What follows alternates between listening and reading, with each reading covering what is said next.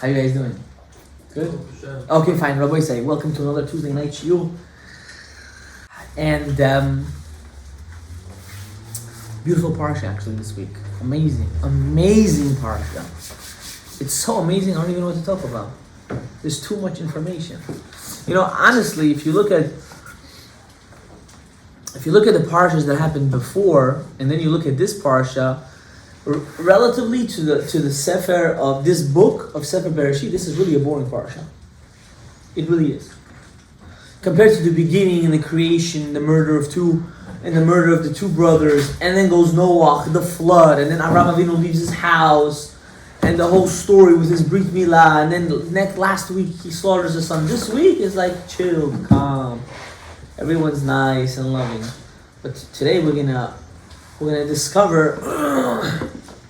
My Rebbe always used to tell me there's 5 chelkei to Shulchan Aruch. We all know there's 4. What's Shulchan Aruch? Shulchan Aruch is the book of laws. He always says there's 5. So what are the 5? So there's Orach Chaim, there's day-to-day living, Tefillin, Tefillin,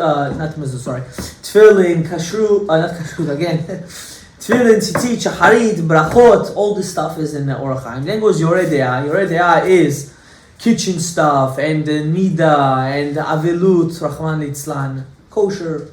And then goes Even HaEzer, getting married. As a whole section on its own. Marriage needs its own thing. And the 4th one is Choshen Mishpat, business. So what's the 5th one? My Rebbe, you say the 5th one is common sense.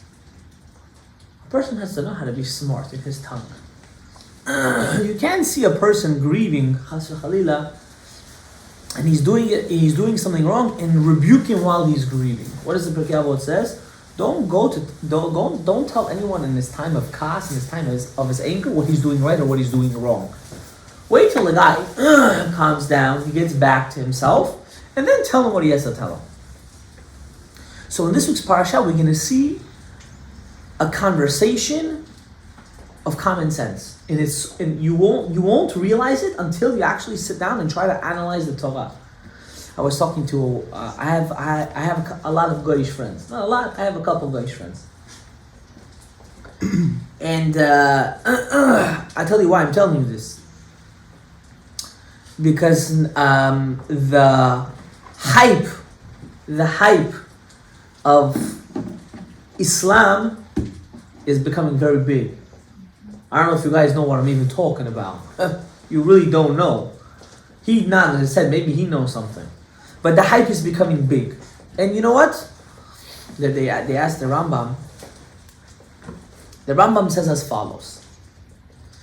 He writes in one of his Sfarim, if you text me, I can send you the source, that there's the 3 main religions of the world. There's more than 3 really. But there's 5 main religions. But the 3 that we know that are Abrahamic religions is Judaism, Christianity, and Islam. And I'm going to tell you why this is important. This is very important. You see, before Christianity and Islam came to the picture, people were barbarians. You should read the history of how they used to serve their gods. It was crazy, like going into the It movie. I never saw it. I promise you, I never saw it. Why? Because I just don't like clowns. That's why I never saw it. But imagine like serving a god like that 24/7. Like that was their religion. Killing and incest and disgustingism until Christianity came. And why am I saying Christianity, not Judaism? Because we don't preach to convert. We don't like converts. We love them once they convert, but before they convert, we say, please don't convert. It's too much. You're not going to handle it. So what did Christianity do? It brought to the world to understand the love of the Torah, the love of the book. But do they actually have a relationship with God? They don't. Because they believe also in Avodah Zarah. They believe in the Trinity. We're not going to get into that. The Rambam writes this. Islam, what did Islam do? Islam brought the love between a man and God. That's what it did. It brought down this kind of relationship between you and the Kodesh Baruch Hu. And now this is becoming a very big hype. It is. To convert to Islam is becoming. I have a friend from high school that converted to be a Muslim. He converted. And if I tell you this guy was a matmeed, there's no words how much of a matmeed he was. He used to learn 24/7. He converted. So I was speaking to my Muslim friend, and he was trying to convince me. He's talking to me. I said, let's say you're right. Everything is beautiful, everything nice, dandy. But just answer me one question. One question. If this God that you're talking about, which we believe in the same God, He's so loving and He doesn't do mistakes. No mistakes, right? God doesn't do any mistakes. Allah doesn't make any mistakes, right? None of it. Which we believe He doesn't do any mistakes. Then how come He made a mistake twice? He picked the Jews, He threw them away. He picked the Christians and He threw them away, and He went to you. The biggest mistake you can do. No? It's a mistake. Well, that's what they say. They say that He saw that the Jews were unworthy, so He left them and He went to the Christians. What do you mean? So He makes mistakes or He doesn't make mistakes? And the guy was mitbalbel, he didn't know what to tell me. I said, let's talk in a psychological and a philosophical way. Forget about text right now. Black and white. Is He all perfect or is He not all perfect? And from this, he said, let's not talk about religion, let's continue talking about whatever we're talking about. I said, okay, let's not bring religion, we're friends and let's keep it that way. But in truth, Islam has a lot of relativity to Judaism than any other religion. And I think this is the beginning, the end of the Geula. I think all Goyim have to convert to Islam, I think. I know what I'm saying now is very controversial. The only reason why I think that is because they all believe they're monotheistic. They believe in one God. But their religion itself will be wiped out. Muhammad was not a prophet, and so on and so forth. I think I have to say this because a lot of youngs texted me about this topic, and people that are going to listen to this are not going to understand why I'm saying this. Guys that come to the shul text me about converting to Islam. You'll be surprised. Okay, this week's parasha talks about three main concepts which I want to break down, and hopefully if I have time, I don't know if I will, but we're going to break down what it is to be a husband, what it is to be a wife, and what do we have to look when we are going out on a shidduch.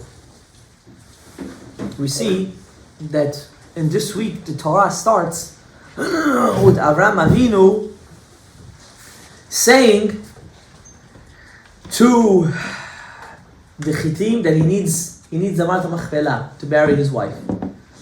There are two that we don't have in the whole Torah, except one time that it talks about when a woman passed away. We don't have it.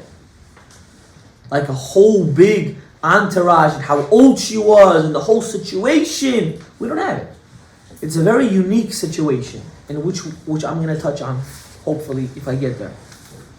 After she passes away, the Torah says Avraham Avinu goes to Eliezer, to his slave, and he says, Mr. Eliezer, I want you to find my son a wife.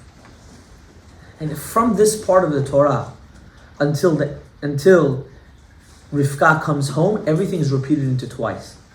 But there are some changes in the words, which we're going to dissect today, hopefully. And Eliezer gives Avraham Avinu a hint. He says, I have a daughter. You know me, Avraham. I'm a good guy. I serve you. I'm the best. No? Avraham Avinu said, not from the woman of Canaan. We don't take these kind of people to our family. Why? You know why? What does Rashi say? I said this. What? Not only because they are cursed, because they were deceivers, they were liars.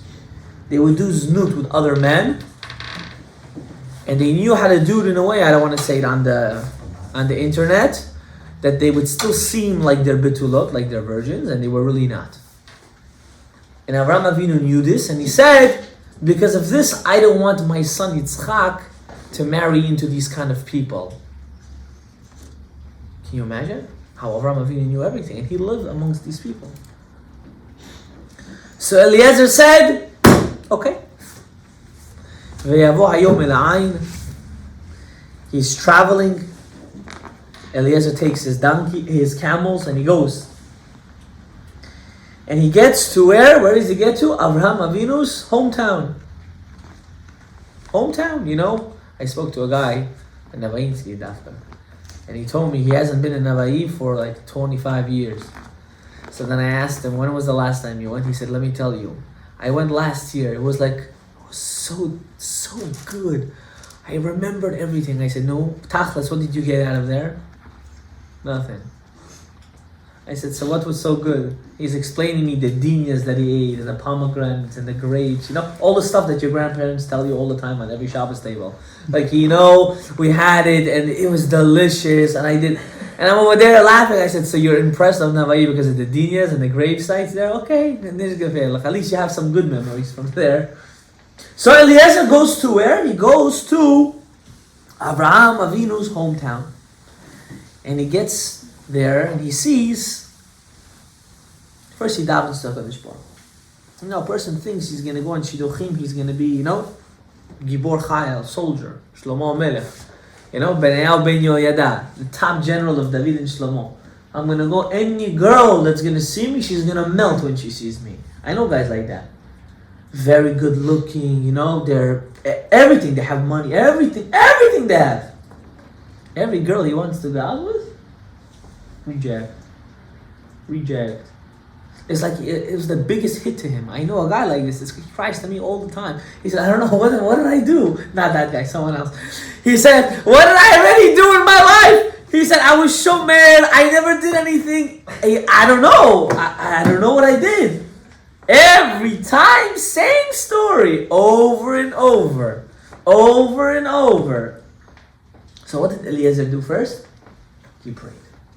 Pray to HaKadosh Baruch Hu. We have to understand that the most important thing in the world, not only for Shidduchim to find your soulmate, is tefillah, but for everything.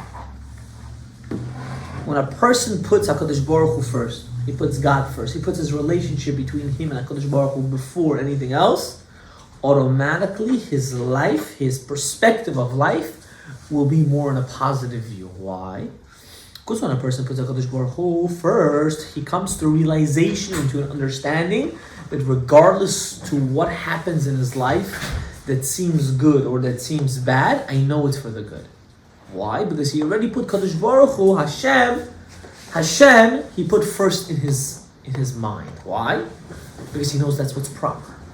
So automatically when you come with that mindset, when you have that mindset, regardless of anything good or bad that's going to happen to you, it's always good. There's no bad.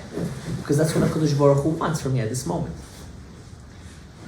So Eliezer goes and he prays to Hashem and he says, a woman that's going to come and offer to give water to me and my camels. To me and my camels. This is how I know she is good for my marriage. Let's look at this one. Look, they trained you well already. They trained you well. Are you the kind of guy that the girl opens the door for you and says, please sit? No, I'm just joking. So he said, that's how I know she's fit to be where? In the house of Avraham Avinu. Why? Because if a girl has chesed, and Avraham Avinu is the man of chesed, chesed means kindness, if he is the man of kindness, then for sure I know that she will be able to fit in properly. Now people don't understand. This is clue number one. You have to. We live in a society that we cowboys. Our parents' intuition is not important. Our Rebbeim intuition is not important. Their advice is not important. You have to understand, when you're going to get married, you have to see a common denominator in teva, in life goals. You cannot just get married because she's beautiful or he's super successful. That's not going to get you too far, ya habibi. It's going to only get you to certain steps in your relationship. But if you don't have that common ground, how you want to live and how you want to practice and how you want to associate with each other, you're never going to get anywhere. You're going to be going ring around the rosy for the rest of your life. And you're going to blind yourself because of her beauty, and she's going to blind herself because of your success, And the Pirkei Avot says, Ahava shetalui bedavar. If you nullify that davar, if you take out that thing that they were dependent on, automatically the love also goes away. Why? Because the love was dependent on what? On that little concept. It wasn't dependent on each other. It was dependent on an object, on a thing, or on a feeling. So right away, Eliezer knew this concept. And that's why Avraham Avinu sent him. He didn't need that Yitzchak Avinu should go and find himself a wife. He knew that you're looking for, my son, a common ground. This girl should have a common ground to you. He shouldn't be some flinger for you. Okay. So Eliezer saw this right away. He saw it. He gave the jewelry to her. Yes, we're not accustomed to give that kind of jewelry, a nose ring and so on and so forth. It's not our custom nowadays, we don't do stuff, but we give, at least by us, the Boharians, and by most Sfaradim, we still give a whole bunch of jewelry and a whole bunch of gifts to the woman. By most Ashkenazim, they don't do this anymore. They give one or two and they call it a day. By us, we still shower them, Baruch Hashem, which is a good custom, we should keep it. And she goes, and where does she go to? To her mother. To her mother. She goes, she runs to her mother, and she says everything. Now, who's there? Mr. Levan. The guy that his name is white, but he's full of black. This is, you should know, this is our great grandfather has too, unfortunately. Rachel and Leah come from him. This Zilpah and Bilhah also come from him. But this is not this week's parasha. Lavan comes out. Yes, Zilpah and Bilhah were half sisters of Rachel and Leah, as Rashi says. Lavan comes out, now he's happy. Why? My sister's coming home with gold. What is this? Who did she find? Who is this rich man? Everyone in our town are all krachabor. Who's going to give gold to the little girl? It got to be someone important. Got to be important. He comes out. Who does he see? Eliezer Eved Avraham. He sees what? He sees 10 camels full of gold, silk, and fruits and vegetables, whatever they used to give back in the day. And he got excited. Wow. And what does he say? Listen to this. He says, come into the house. I'm not going to read you the pasuk because it's irrelevant, but I'm going to tell you. He says, come into the house and we will give you place for you and your camels. If you look at the pasuk carefully, it says the word ish many times. The Torah refers, when Avraham Avinu would talk to Eliezer, he would also call him ish. He's referred as ish, as a man, as a person. When Eliezer walked into the house, he thought, you invite a guest, you go, give me your coat, can I hang it up for you, put this here, you give him a tapichki or whatever, however every family is different, how can I help you, you want to drink, you want to use the restroom, and so on and so forth. The Gemara actually says that when a guest comes to your house, the first thing you should ask him is if he has to use the restroom.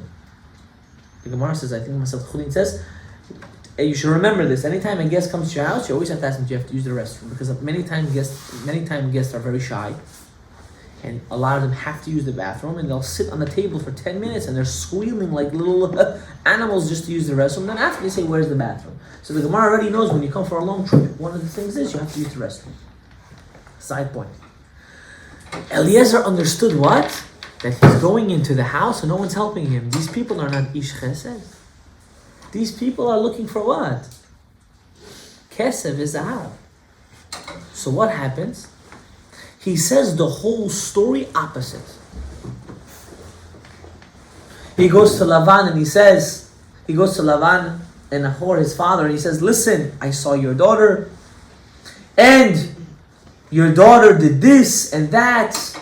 And he doesn't say that she did kindness, she did chesed. Why? Because he already knew that Lavan didn't care about chesed. So if you look in the Torah, you see that he canceled that. He canceled it out. He doesn't even mention it. Why? Because he knew they didn't care for it. So what am I going to go now? Tell them, imagine you're going on a shidduch. Elazar, focus over here for 1 second. I'm going to give you an example. This happens to me not to me, but to people I know. You get a guy that's he's a Talmid Chacham, he learns in yeshiva, and you want to set him up with a girl, right? And you go to the guy of the girl and you say, listen, he's a Talmid Chacham, he learns, and the guy is Amaretz, and he cares about what? Money. He wants his daughter to be financially. So why are you telling him about Talmid Chacham? You think he's going to look at the guy? He's going to say, you're giving my daughter a schnorr to marry. This is a tzedakah case? I don't need that. So what did Eliezer do on the spot? he didn't go and say how much chesed Rivka did. He flipped the whole coin. He right away spoke to them what they wanted to hear. Now this is an amazing technique. Now I'm not telling you to use this how to trick people, how to lie to people. I'm telling you how a person has to know how to use his tongue properly. When you go and you know, for example, I'll give you an example. Let's say you're going to a friend's house, and you know that your friend's mom hates it when you smell like cigarettes. Hates it. You go to the house and you smell like cigarettes, she's gonna blow up on you. She's gonna go nuts. You're gonna go and smelling like cigarettes? No, unless you're that one crazy friend that doesn't care and says, "Listen, your mom doesn't like me anyways." Why would you do that? Where's your fifth Shulchan Aruch? Where's your cup? Where's your head? Where's your common sense? Where is it? Where did it go? So Eliezer goes and he gives all the gifts to them. He gives them the jewelry and the silk and everything that they needed, and he takes Rivka. Now what does the Torah say? Now the Torah says that Rivka, Yitzchak Avinu was praying in the field, and Rivka was on the camel, and she sees Yitzchak and she falls down. Now, every guy always says this, I wish when my wife is going to see me, she's going to fall and melt. That's not what it meant. Relax. It's not what it meant. This is not the Looney Tune for you. This is not, we're not in Disney over here. It means the amount of tzniut, the modesty that she had, that respect, and Eliezer and Yitzchak Avinu was much, much older than her. And the first thing he did, what did he do the first thing? Does anyone know? What was the first thing that he did when he saw her? Where did he take her? To the wall. Yes, he did. I didn't want to say that. But he took her to his mother's tent. Why? He wanted to see if the teva, the nature of Sarah Imenu would come back. Now, what's the nature of Sarah Imenu? And today I'm going to explain to you. Sarah Imenu has a very similar story to another character, Hashalom, but another big figure in Jewish history. And who is that? Esther Malka. We see it in the beginning of this week's parasha. What does the parasha say? How old was Sarah Imenu when she passed away? 127. Achashverosh was the king of how many kingdoms? Automatically, who else? Who is the queen who married Achashverosh? Esther Malka. Very similar characteristic traits. Now, what's so similar about them? When a person's already married, or if you're already going out and you're very serious, a woman in her teva, she has to know how to take information and know how to share it. There's a lot of people, shidduchim break all the time because of this. I'm going to give you a scenario. This happens to everyone. There's an argument between a husband and wife, right? What happens? The wife gets upset and she tells, who does she tell? Her mother or her father. And now what did you just create? You created that the parents of the girl should hate who? The son-in-law. For what? For normal things, because husband and wives fight, they argue. Like that's why the whole world has to know. Sarah Imenu was a chachama. She knew how to do achdut. And we see this in the story of Avraham Avinu 24/7. 24/7, except one time. Which was that time? When she kicked out who? Who did she kick out? Ishmael. When the Per Adam, when the barbarian comes to your house, there is no pshara. You can't make a good thing out of it. If there's someone that's a barbarian, if there's a chaya that comes to the house, you gotta kick him out. And this happens all the time. Every one of you can count. Everyone has that one crazy bad friend. Everybody has that. And when your parents see that friend, what do they say? Oh, you're gonna be like him, Nashaban, alcoholic, and they rip it. She's like this, she's like that. Those are good parents. Habibi, I promised you, tomorrow you're gonna find out your son's hanging out with someone you don't want him to hang out with. You're gonna also say the same thing. You're gonna also fight for him. That was Sarah Imenu. She saw there was an issue. She said, how am I gonna take this issue and I'm gonna solve it? And there's only one way. I have to kick this kid out. If I'm not gonna kick him out, there's no tikvah for my kids, for my son. There's no saving for him. I'm not gonna be able to save him. I have to right away kick him out. And that's the role of a mother. And that's why the Torah makes a whole big deal about who? Sarah Imenu. There's no other woman that the Torah talks about her funeral. None. Zero. You can find in the Midrashim and so on and so forth. Because Sarah Imenu knew how to make unification in that house. And when Yitzhak Avinu saw Rivka, what was he looking for? Does she have the same thing as my mother? Not in the sense that she cook like my mother. That's not what I said. I'm talking about the characteristics of making unification in that house. I don't want you guys to now call me and say, Rabbi, I'm going out with a girl and she's not acting like my mother. She shouldn't act like your mother. She should act like herself. You're not marrying your mother. We don't do stuff like that. This is not Alabama for you. We don't do stuff like that, Rabbi Isai. You understand?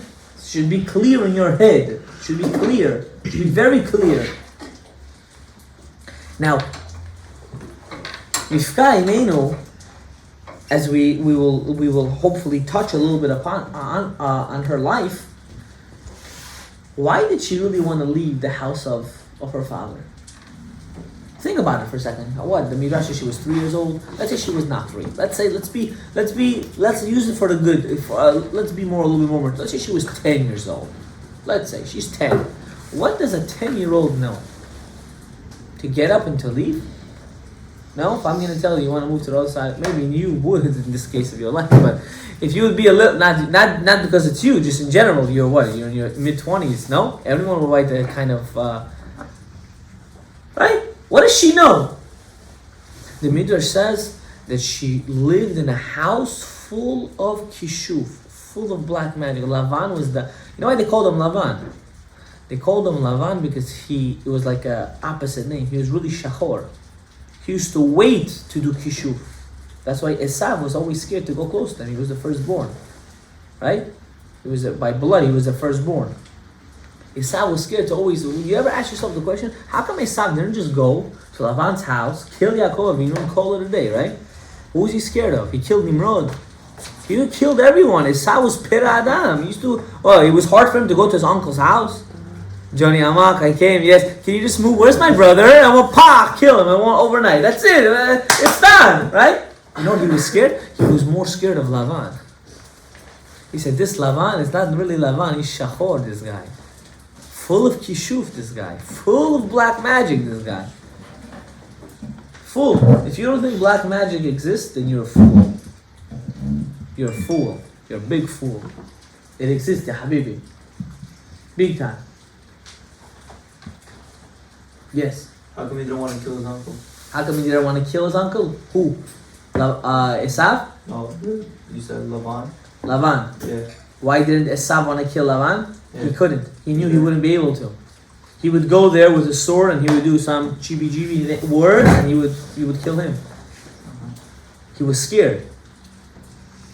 How come he didn't kill him in his sleep? It's a good question. I don't know. This is not like a model. This is not. I don't know if how you're looking at the story, but it's not so simple to go to a guy's house when he's sleeping and just chop off his head. It's not so. I don't know, but I know for sure that it says that Esav was scared of Lavan, and even though we're going into 3 weeks from now, when did Yaakov Avinu leave the house of Lavan? Do you know? He left when Yosef was a proper age.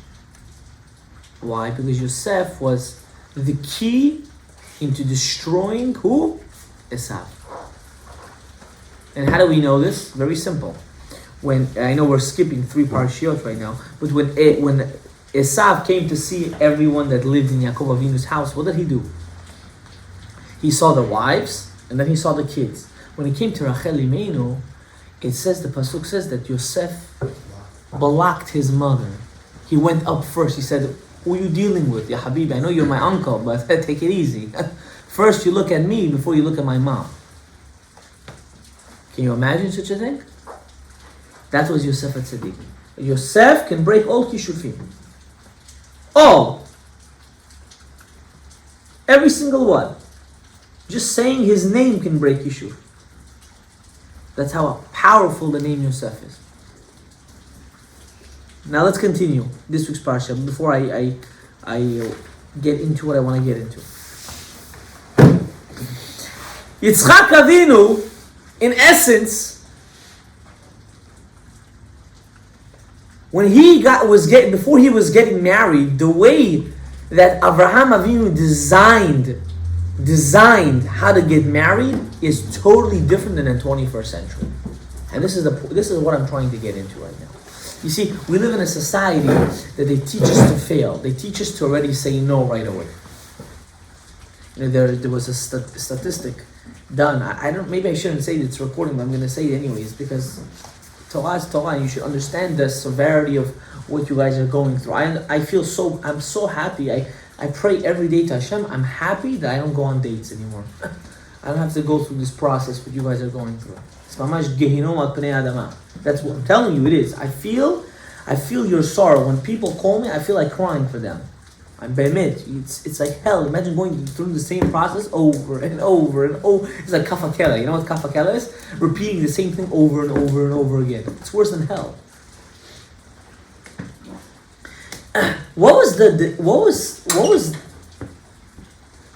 design of Avraham Avinu? Avraham Avinu said as follows: my son needs to get married. My son, if he's going to go right now to find his own girl, he's not going to know what to look for. He's not. Like 90% of young guys. You guys don't really know what you're looking for. You don't. I tell you what you're looking for, if I may say. Ta'avot, I'm being nice, I'm using nice words. Ta'avot means desires. That's what you're looking for, a sculpture that doesn't exist. Someone called me, I broke up with a girl. He was going out with her 2 months. Perfect. Shiduk min hashamayim. What happened? She's a big chunky. What does that mean? What does that mean?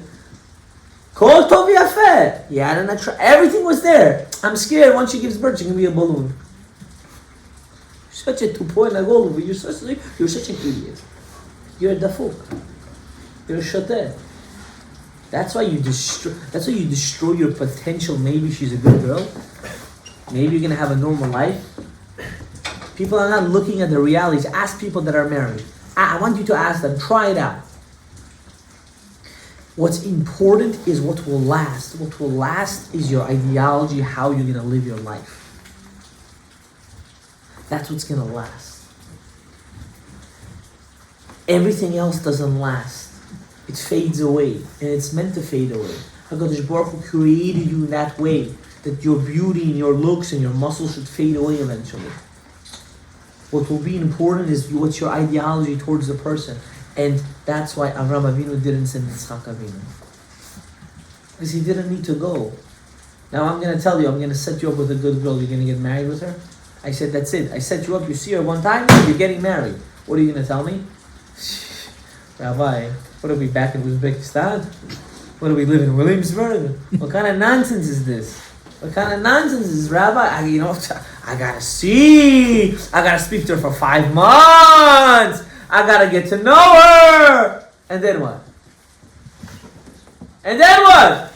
It's a scary thing. You're about to commit your whole life with a person. Correct. But do you think you know what commitment is? Who's a better surgeon? Is it a person that just finished college or a person that has experienced 30 years in the game? So when the guy that has 30 years in the game experience says to you, Ya Habibi, do A, B, C, and D, or this is what you're supposed to be looking for. What are you going to say? Oh, we learn a new science in school now. You're 30 years ago science. You're old. What do you know about life, right? What do you know about beautiful things? Is that very different though? What? How is it very different? Explain to me how it's different. When a guy that's... I'm going to first explain... I'm going to first give my my side. When a person's married for 30 years and went through all the challenges that you can imagine, up and down, right and left, and until today, he's madly still in love with his wife. And his wife loves him to death. And they love each other. And they have kids. And yes, they have bumps on the road and so on and so forth. And he's telling you, he's not telling you who to marry, but he's telling you, Ya Habibi, don't do the mistakes and the foolishness that you think. And you come and you say, go ahead. What do you say? You gotta go ahead.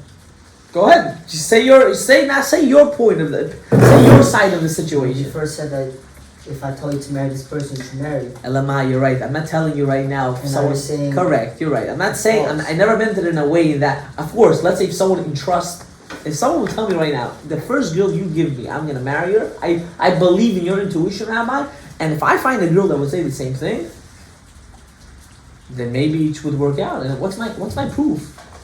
You look at the ultra-religious Jews that live in the other side of New York, that, they still live like this. They live with arranged marriages. Do you understand what I'm telling you? They see their shidduch maybe twice, maybe. Usually after the first time they make the lachaim and that's it, it's done.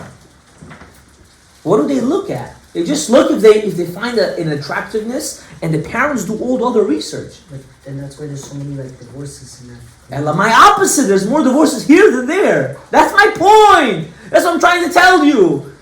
Whoever tells you there's more divorces there is an idiot. It's not true. It's not true. Because we're not understanding. I'm not telling you not to get married to arranged marriages. I'm never going to say that in my life. Never. But I'm telling you, you have to have an open mind. If every little thing is going to bother you, every little thing bothers you, then you're done. Everyone knows this mashal. They take, of course, they say it in the sense of a woman, but there was a story. So it's just a mashal. It's a parable. It's not an actual. It never really happened. But if you take a girl and you tell her, listen, there's a building. There's 6 floors to this building. Everyone knows this, right? And on each floor, there's men. And every floor gets better and better and better. So she goes to the first floor, and the second floor, and the third floor. And each time it's better. Better profession, better money, better everything. Until she gets to the 6th floor. And what happens? There's a mirror there. Why? Because there's no end to the person's want. I want more and more and more. What happens at the end? They're left by themselves. A person has to hit reality. You have to come to a conclusion. What I want, what this one wants. Now, don't get me wrong. I know there's people that miskenim, mamash miskenim, good guys and good girls, and they're going out and still they can't find it. And that's where it comes to what? What did Eliezer do first? He prayed. And that's our fault. We don't daven enough. We don't. Explain to me something. Maybe I don't know. Maybe you guys can enlighten me. I don't know. How is it that a girl that's not married, has no kids, she has a full-time job, and she's also a daughter, her screen time is at least 6 hours, at least 6 hours, she doesn't have time to daven shacharit. I don't understand this. I'm not sure on which davening shacharit means praying Shmoneh Esrei, not Shema and B'chot HaShachar. This is, guys, this goes for men too, not just for women. This goes for men too. What is it that you don't have time to daven? You just put on your tefillin and say Shema. You're not mekayim in the midst of davening. You're mekayim in the midst of tefillin, b'diavad. What is this nonsense? Why b'diavad? Because the way it works with tefillin, it says that you have to wear it and daven with it. Why? Because it says u'item, you should see them. The Mafarshim go into detail. You should daven with it. Now we say Shema and this, that, yeah, you're mekayim the mitzvah, but it's a very low level mekayim the mitzvah. You want to do it atachdidir, lachatchila, 100%. How do you do that? From the beginning of davening to the end of davening. Now I'm not telling you to daven the korbanot and everything. You should. But a person shouldn't be lazy. And then you ask yourself, no, seriously, I'm saying this because I care, not because I don't. If I didn't. Sometimes a person doesn't feel a connection. Okay, that's an excellent, but that's 100% right. But when a person doesn't feel a connection, he has to do something called hitbodedut. Hitbodedut is the only thing that will give you a connection. Is actually, I know it sounds crazy. I remember one time I was walking one time and an old lady thought I was mental. She said, only mental people talk to themselves. That's what she told me. I was not married, and I looked at her and I was like, I'm gonna explain to this old lady what hitbodedut is now. And I was like, okay, thank you, and I just walked away. But sometimes in order to bring up that connection, you have to force yourself. You have to. Because, one second, you just killed my buzz. 1 second. You should know, the deeper, the further you feel lost, that's the deeper of a connection you're going to get once you rekindle yourself. Once you rekindle yourself, that feeling is going to be so strong, it's going to be crazy. Because you've been disconnected for so long. And you're yearning for it. You don't even know how much you're yearning for it. And don't think it's just gonna come to you. It doesn't come to you. If you're not gonna push yourself for it, and you're not gonna sit, and you're not gonna, and like mamash, you spoke to take out tears to have a connection, you're never gonna have it. You're never. It's not important then for you. Maharaya. Danny was here a couple minutes ago, right? He was studying for one of his exams. I said, do you like the class? I hate it. Why are you studying? Because I need to pass it. Oh, you need to? You need to daven too. You like it. You don't like it. You have to find a way to like it. It's what it is. You know what it is? It's free therapy. People don't understand. Davening is free therapy. It's the greatest thing in the world. You need to spill out your heart. Ask it. There's nothing to be shy about. She said what I was thinking. I love language, it's kind of hard to speak. But let's just say, like, in the Siddur, for example, you're reading all from the book and you don't understand what you're saying. Okay, so I'll explain to you. You have to understand something. Tefillah should be said in Lashon HaKodesh. It should. It's not even a question. Now comes everyone's issue is I don't understand what I'm reading. I don't. So I'll tell you what. I used to give out those blue art scrolls Siddur. I remember years ago I gave one to her. She still uses it. I will give you one. I have boxes of them in my house. I will give you one. And you need to take 5 minutes every day. Only 5. And you read the English of the Shemona Esrei. Not during davening time. During your own time. You have to understand something. Prayer is prayer. There is no learning or trying to understand what you're praying during prayer. No, prayer is prayer, and learning is learning. You just need 5 minutes a day. Why is there English sitters? Because unfortunately we live in a spoiled generation. We live in a disgusting spoiled generation. And since we don't know how to read, you mean the transliterated or the actual translation? Which one? Actual translation. Okay, because first of all we need to know what we're saying. Because people don't know Hebrew. I was fortunate to grow up in a house that they spoke Hebrew. So when I went to yeshiva, I know you don't know. No, I went to yeshiva, I know how to read it. I never said read, I said understanding. It's hard to understand. I know, you're right, that's exactly what I just said. I grew up in a house that spoke Hebrew and I understand what I'm reading. But people that, let's say someone like you, right? That's not a bash, it's a reality. You don't understand. So, but you do know, we know how to read Hebrew, they teach it to us. But not all of us understand how to chap in school when we're in first grade, second grade, third grade, dikduk, we thought it was a joke. Chumash was a joke, dikduk was a joke, suffix and prefix was a joke, everything was funny. And so when it came to actually, when at this age that you want to learn it, you're lacking years of yeshiva now. Years. Why? Because instead of paying attention, or let's say you did pay attention but it didn't stick to you, you're stuck. So you have to do it now at the age that you are now, and that's why there's the English books for you to learn it, but that's for you to pray from it. You pray from the Hebrew. This is our mother tongue. And you learn the English. And you know what? Even when I was in high school, I took different Hebrew books to learn explanation on davening. It wasn't just to pray. It was to learn the explanation of davening. And people are not doing this. And I don't understand why. And then you come with tlunot, you come with complaints. For what? You have to only complain on yourself. That you didn't do your due diligence. And don't get me wrong, I know a lot of people are traumatized from davening. I know people that are dead traumatized. And I'll tell you why. They were forced to put on tefillin in yeshiva, or they were forced to open up the siddur, and I understand it. You were traumatized, and you know what? It's not good. But now that you're mature enough, and you're older enough, and no one's forcing you. You don't want to daven, you don't have to daven. It's at least in your own mind. But now that you know that how important it is, you wouldn't want to be married and not have a connection with your husband, right? Same thing. You can't be a Yid, you can't be Jewish if you don't have a connection to God. You're not a Jew. You're just a person that has the same DNA of Avraham, Yitzchak, and Yaakov. That's it. To be a Jew is to have a connection. To have a pure connection. I feel like I'm in a relationship with God. You will never ever feel like that you have a relationship with God until you open up the Siddur. Until you start speaking to Him and explaining to Him. Not that He doesn't know. He knows everything.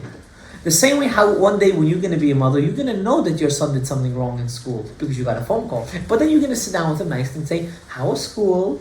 And it's going to come out and you already know the whole story. You know everything. You just wait for him to say it because you don't want to blow up with him for nothing. So you wait for him and then you spoke to him how it's not appropriate and it's not nice and you have to be friendly, you can't bully and so on and so forth, right? Same thing. You want HaKadosh, you have to be the one that opens your mouth.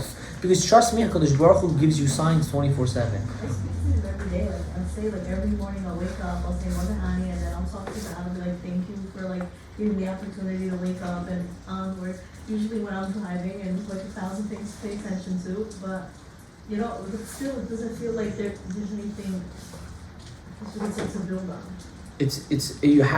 You have to understand. We have to come to this conclusion that, especially in this generation, we're a fast-paced generation. This generation, results right away, action right away. We have to understand stuff like this doesn't happen. And It I doesn't. expect people to continue it. Let me ask you a question. The world cannot change to your comfortability. It can't. Isn't it? It's not really our country. It is your. It's majority of the half of the world. No, it's because you made that your teva. That became your nature.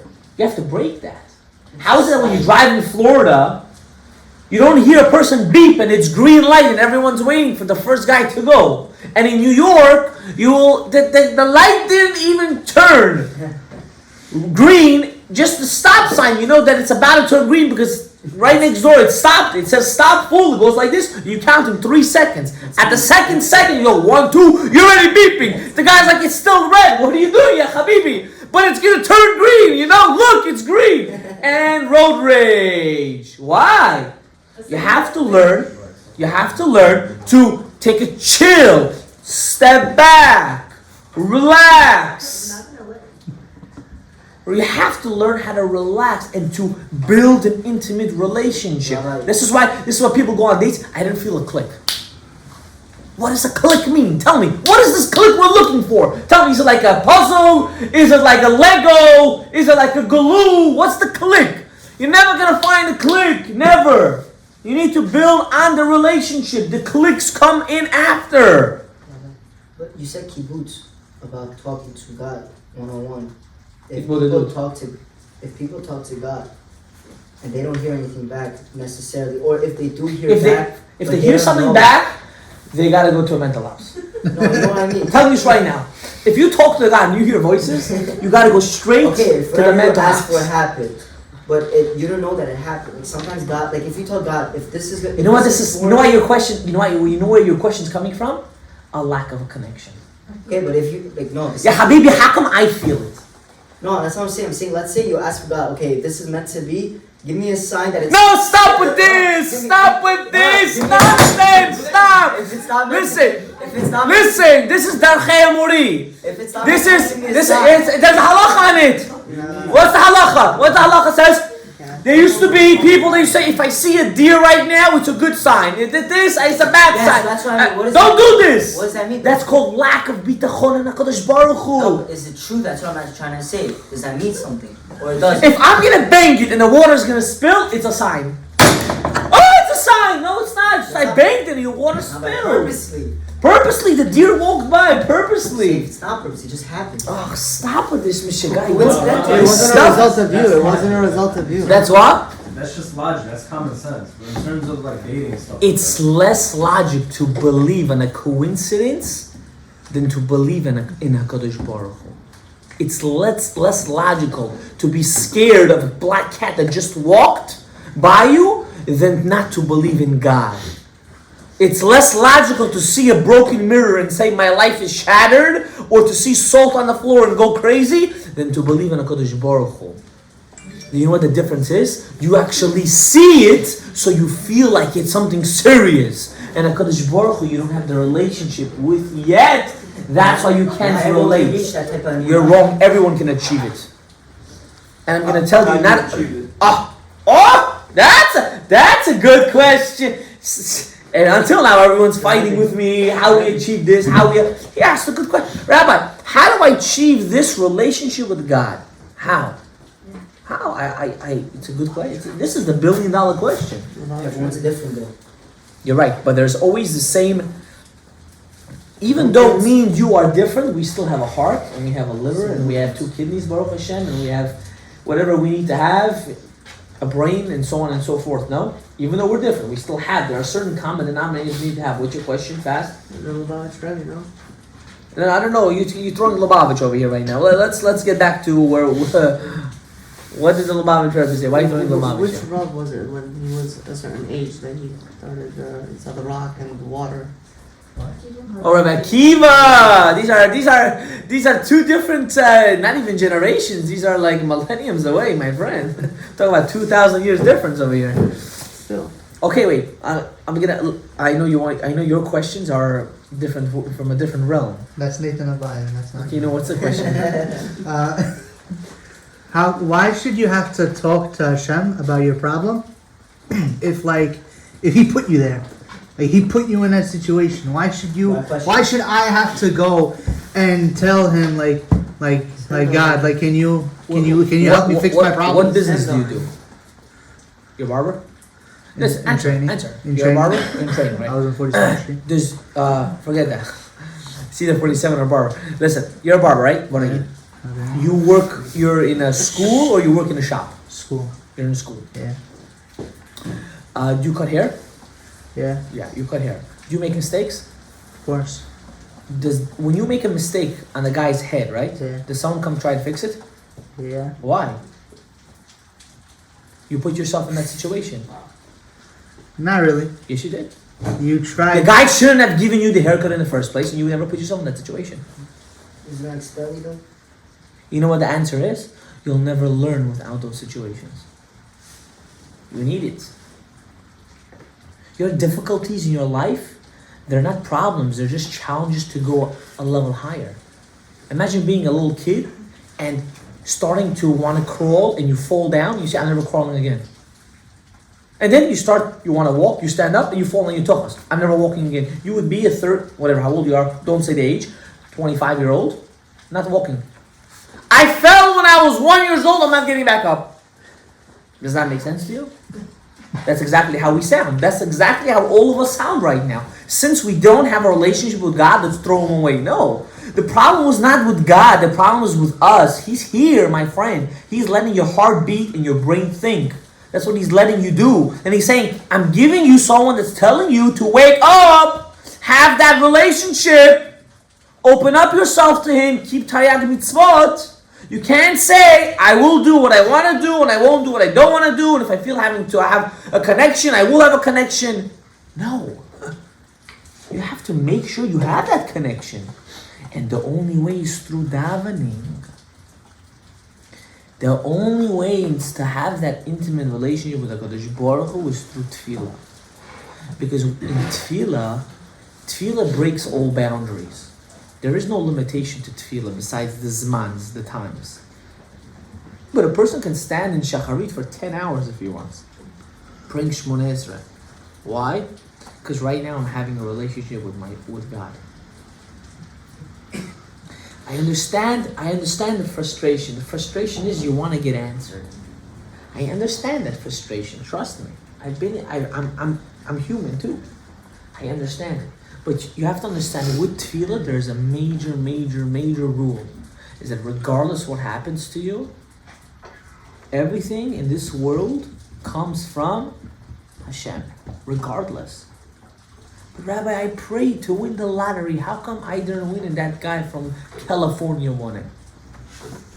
Because HaKadosh Baruch Hu knows that if you would win that money, you would have been crazy and go to God knows where you would have been today. Oh, you didn't pray hard enough. You didn't really believe that you could have won. Okay, you can say that too. Didn't pray hard enough. Okay. But the end of the game is what? That HaKadosh Baruch Hu knew that it was best for you not to receive it.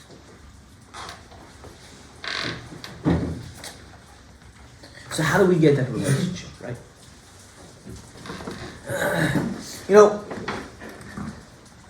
I used to have this, there was this teva that I used to have. Baruch Hashem, after years of working on myself, I have it much less. Much less. I can't say it disappeared, but I have it much less. Thanks to my wife, she helped me work on it. I used to be a very negative, how do you say it? Cynical? You can say something like that. Everything was always not good enough. You weren't content? I used to go out, always have something to complain about. Always. Regardless, the day is a sunny, beautiful day, I would find something to complain about. Until one day, my wife sat down and says, you have to stop this. Do you not see how this is pulling you down? It's not allowing you to be a happy person. You're unsatisfied with everything in life. The mindset has to be changed to a positive. If you're not going to have this positive outlook in life, you're never going to find a relationship with God. Key number one is to have a positive vibe always. What gives you the drive? The drive into being positive is that I'm happy. I'm less needy. I see myself less dependent on people. I can handle it because I know I'm relying on who? On God. I don't need anything else. Positive or not positive, something happens good, something happens bad. I can give you a story what happened to me 3 weeks ago. I forgot my keys at home. I don't know I forgot them at home. I came to the shul 6 times. My friend drove me back and forth, and I couldn't find it. I checked his car, we checked everything. I said, listen, I had my work keys, I had my house keys, I had everything. I have keys that no one else has on that keys. I said, listen, I don't know where it is. What can I do? Maybe I dropped it outside. I don't know. I went home. What do I see? It's on the table. I didn't even take it. Now imagine I would flip out outside and go nuts and punch stuff and scream, what the hell? What would happen? I would go upstairs. I would say, wow, what an idiot I was. What a tupoy gold. The keys are right there. Rabbi, that has to do with the Muna though. Elamai, you're right. Everything has to do with Emunah. Everything has to do with all these good stuff. But I'm telling you, the source of having all of it is you have to always be in a positive outlook. You have to be in a positive outlook. And especially if you're going on shidduchim. Especially, guys. Especially, I'm going to tell you a very fast story, and with this I'm going to finish. How long am I speaking for already? 59 minutes and 50 seconds. Wow, well, I have to cut it already. Listen, I told you this before. There was a girl that I was speaking to. She called me for some advice. Baruch Hashem, she got engaged. Baruch Hashem, Rabbi should be matzliach. She should have a happy and a good life with this person. She calls me after she went out with this guy for, I don't know, 4 months. And she said, listen, our parents met and it was bad. It was bad, Rabbi. It was like really bad. You have no idea. And you see it, and you not see it. You hear from her voice that she felt broken. She felt sad. She felt confused. She felt lost. All these kind of emotions. You know, you like a person and you want it to work out, and just there's something that's holding you back. And after speaking to her, and trying to calm her down, I ended up with this. And you know what? They had good reason for it to be scared. Like most parents, they have to be worried about the future of their kids. And I told her as follows, listen, if it works out or not, I don't know. I'm not a prophet. But imagine down the road you get married and all the commitments that were meant to be didn't end up happening. How do you think your marriage would end up? And she said it wouldn't end up good. It would most probably be very, very bad and maybe even lead to other things.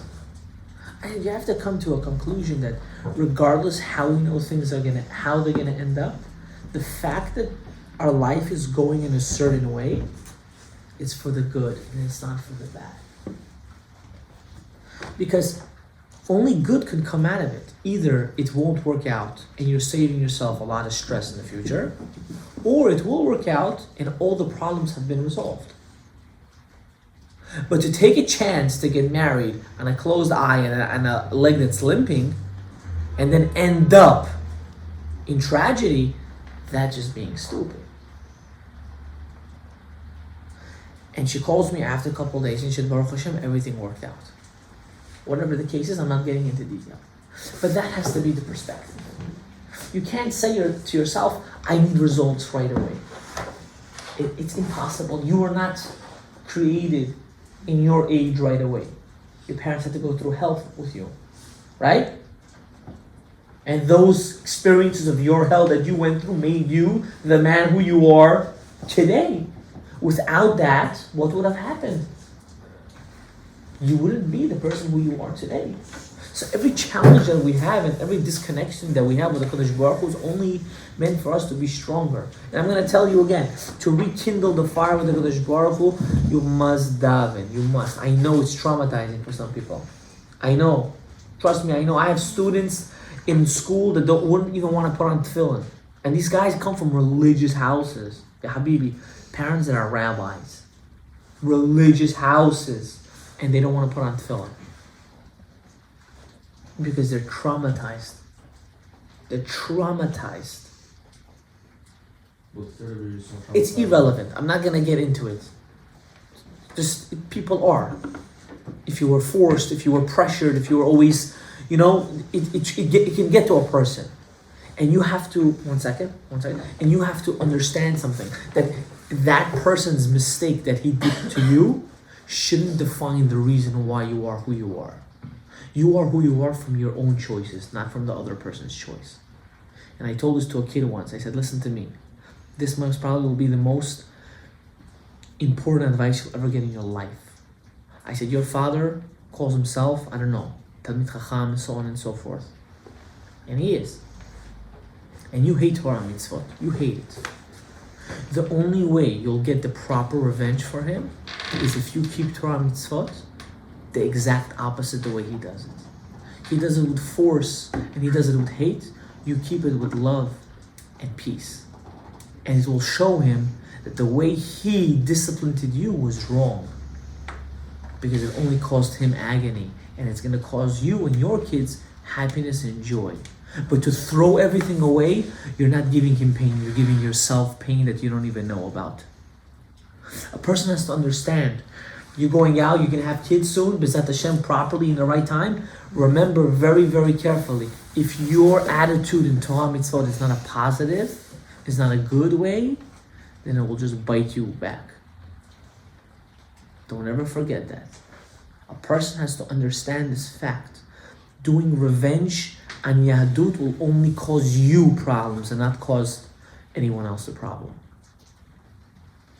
Have a good night. Oh wait, he had a question. Sorry, what was your question? Mincha and Harvey. What's up? What about them? Is it mandatory? It's like saying is lunch and dinner mandatory for a guy that likes to eat? Yes. I'm just trying to make it in a jokey way. I don't want you to feel too stressed, but yes, Shacharit Mincha and Arvit is mandatory for sure for men. And if you ask me, it's also for women. Women don't need to go anymore to God knows, to the river to wash laundry, and they don't need to go and skin animals and salt them anymore. You go to Wasserman's, Baruch Hashem, everything is ready, or you go to Tikva or wherever meat store you go and everything's proper. Now I'm not telling you that they have to. I know the halacha says at least one davening, you should do it. It's for your benefit, not only you benefit out of it. Sometimes you have to force yourself. You know, you ever have a kid in school that doesn't want to take his medicine and doesn't want to do his work, and you just want to strangle him to death? Yeah? But you decide not to strangle him because you don't want to go to jail? Just imagine that kid was your son. How much would you speak to him and tell him, please Jonah, please my love, just do your work. Mommy's gonna buy you something. I'm gonna do something good for you. Right? You can have all the patience in the world for him, right? Suddenly it changes that. It's only that. Pretend you're that kid. You need that. Sometimes you have to convince yourself. And slowly, you'll suddenly see that it's a total different vibe. Tefillah just will change you. Shachrit Mincha is mandatory for men. Yes. How about, are you supposed to do it